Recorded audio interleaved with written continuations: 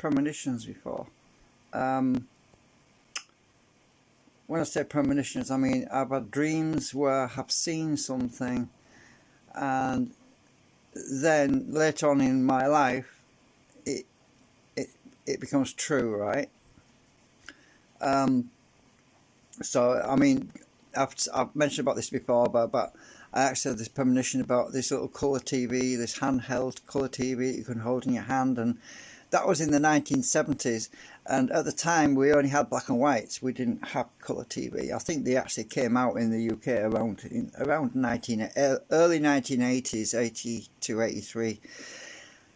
It might have been a bit earlier than that, but we only had a black and white TV, and I used to dream in black and white as well, which is really strange. Well, about a year ago, I had this dream about these two rotating discs. Some of you who have watched all of my videos, my live streams, will probably remember me talking about these two discs that were spinning. One was turning one way, clockwise. The other disc was turning counterclockwise, the opposite way. And they were turning against each other. And it was like the dream was in slow motion. It's like the discs were moving very slowly. And at the time when I had this dream, I remember waking up and thinking, oh, that's electrostatic. I remember thinking, oh, that looks like an, what do you call those things? I couldn't remember even then when I said it.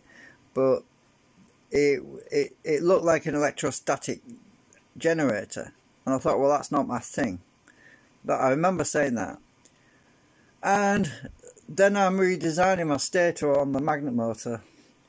And I just spent a couple of hours. Anyone that wants to watch the previous live stream.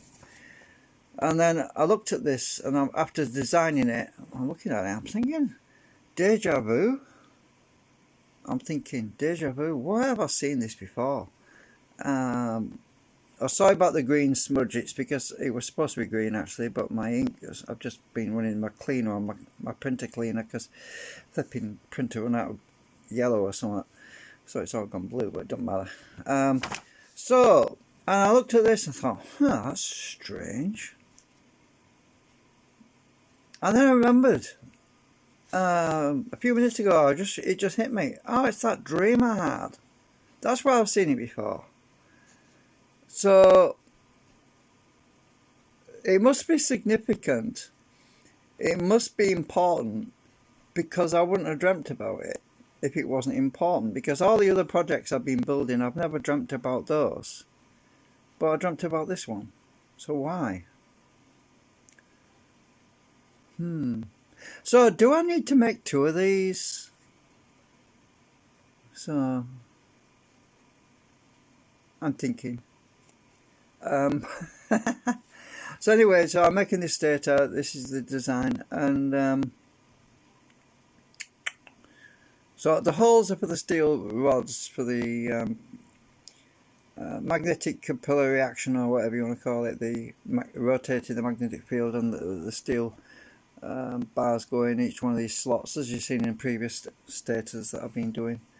So I printed this out because it's just a lot easier than having to focus on the screen. When I first started to model it, I did consider to start again because there was a slight misalignment with the spacing and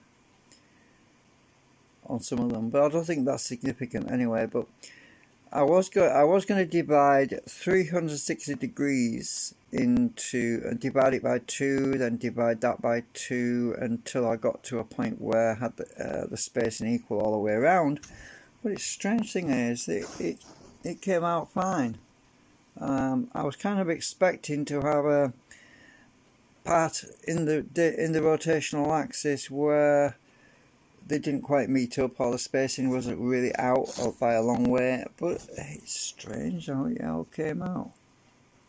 All the spacings came out really well, and I didn't even divide that by 360 at all. That was just basic intuition, or whatever, guesswork, whatever you want to call it, gut feeling.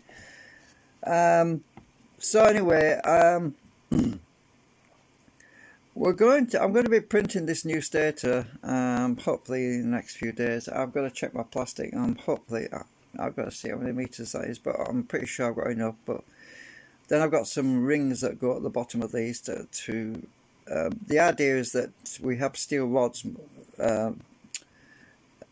running down these grooves, and we also have them sticking out the bottom as well, right, to add coupling. And so it does two things. It guides the magnetic field to the segment that's rotating on the disc below it, and it also acts as a barrier to, the opposite reaction, as in the inertial forces are transferred to this stator to prevent the equal opposite reaction from pushing on the rotating magnet disc that's above it.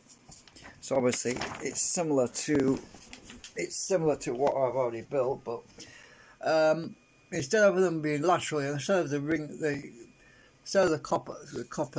steel rods running all the way around in this direction, they're moving outwards instead, like a fan shape. So I was going to build the new C8s. Those are the C6s, right? So I printed out the new parts. This is the where's that sticky? Oh, it's the magnets. This is the core, which I've got to grind on the grinder to flatten these ends out. That goes in the middle. I've got to file that a bit. So I've acetone treated it. It's all nice and shiny and everything. I was about to build this, and I put the screening cans on the other stator, and then I realised I haven't got the metal rings, the shims that are large enough for this particular one, and I'm not going to be able to afford to buy those shims, the new shims, till next week. So I thought, well, let's put this aside. We'll put this one aside for a while, because I've got plenty of welding rod to fill all these slots on this stator version 7, I think you would call it. I mean, I'm on the revision 7 of the magnet motor adjustments and changes. So I thought, well, why don't I just print the stator number 2 and then come back to the C8 core later on, because I can't. Let me just get I'm just trying to pull this charge lead out of here so I can move across the room here. So I've got the new. There's my other C8s. Now the reason I'm changing. Drop my thing on the floor now. The reason I'm changing this is because this has got the steel laminations in, but this one, both these two are actually, but this one on the end has got the welding rods in there, and I haven't enough coupling on here, so I'm going to pop this core out. So basically I'm going to pop this core out completely, like so. Right, so that core's out, and then I'm going to do this one because it's better, because I've got the larger holes, these big rectangular holes at the top, whereas this one only has little holes for welding rod. So this one's better coupling, this one, and this will pop into there. It's the same size. I'll just pop that into that one, and yeah. But anyway, this one's shrunk a lot more than that one, because I did this a long time ago, but I've got this right around here.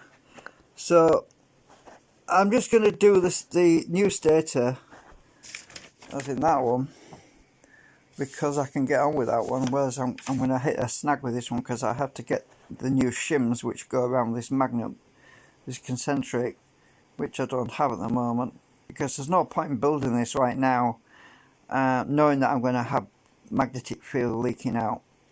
So, and plus it's going to be more expensive, so I'm just going to leave that in there for now anyway. So I'm just going to, yeah, focus on the new,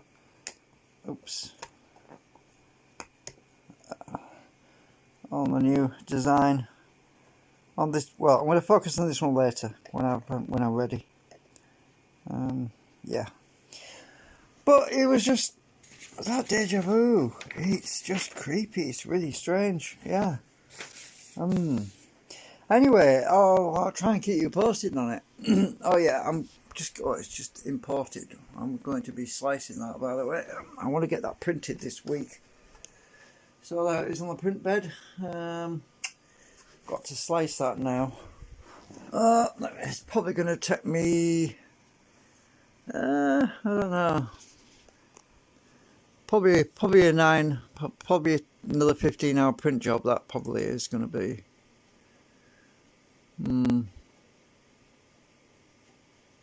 Anyway, I'll see you later. Take care. Bye for now.